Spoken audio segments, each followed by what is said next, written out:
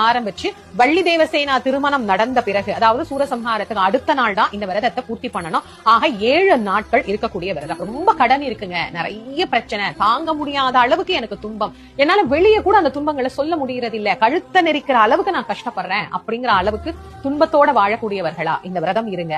சூரன் அழிந்து எப்படி தேவர்கள் விடுதலை பெற்றார்களோ அது போல நம்முடைய துன்பங்கள் அழிந்து நம்முடைய வாழ்க்கையில ஒரு மலர்ச்சியை கண்டிப்பாக செந்தில் ஆண்டவர் நமக்கு.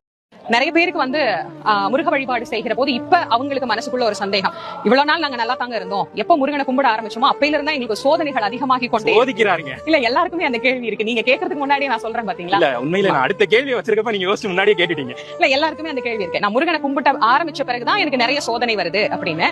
ஒரே பதில் தான், என் குருநாதர் சொன்னதை தான் நான் உலகம் முழுக்க சொல்லிட்டு இருக்கிறேன். பரீட்சை எழுதிய மாணவனுக்கு மட்டுமே தான் வெற்றி கிடைக்கும். உருக்கிய தங்கம் தான் அணிகலனாக மாறும்.